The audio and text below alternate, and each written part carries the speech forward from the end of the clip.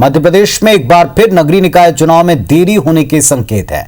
दरअसल हाईकोर्ट की ग्वालियर खंडपीठ ने नगरीय निकाय के अध्यक्ष और महापौर पद के आरक्षण पर रोक लगा दी है और इस मामले में प्रदेश के नगरीय प्रशासन मंत्री भूपेंद्र सिंह से IBC24 की बातचीत हुई, जिसमें उन्होंने कहा कि निकाय चुनाव में निश्चित रूप से विलंब होगा क्योंकि कोर्ट के ऑर्डर के अनुपालन और सुप्रीम कोर्ट जाने में निश्चित तौर पर विलंब होगा, समय लगेगा।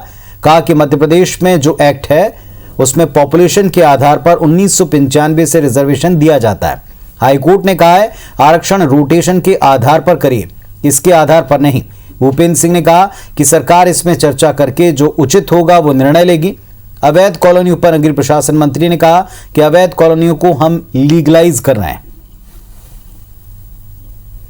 हमारे साथ नगरीय प्रशासन मंत्री भूपेंद्र सिंह जी, उनसे बातचीत करते हैं। सर, आरक्षण को लेके हाईकोर्ट खंडपीठ ग्वालियर का जो फैसला आया है उसको लेकर क्या कुछ सरकार की योजना है? देखिए, उन्होंने इंटरिम ऑर्डर दिया है आरक्षण को लेकर के।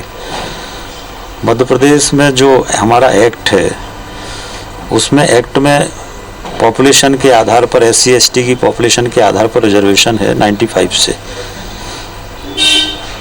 उन्होंने ये कहा है हाईकोर्ट ने कि इसको आप रोटेशन के आधार पर करिए, तो उस आधार पर मत करिए। तो अब ये इस पूरे उसमें सरकार विचार कर रही है।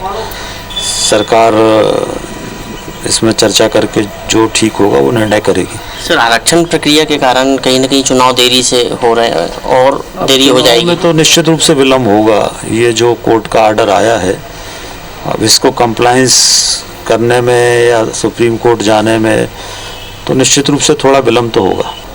तो मध्य प्रदेश सरकार आरक्षण को लेकर जो हाईकोर्ट ग्वालियर का फैसला है उसको लेकर अब एक नए सिरे से अपने अधिकारियों के साथ विचार करेगी और उसके बाद आगे क्या कदम उठाना है ये देखेगी। लेकिन आरक्षण को लेकर जो फैसला आया है उससे कहीं ना कहीं मध्य प्रदेश नगरीय निकाय चुनाव आगे बढ़ गया है और देरी से होने की संभावना है। कैमरा पर्सन विनीत के साथ विवेक पटिया, IBC24 भोपाल।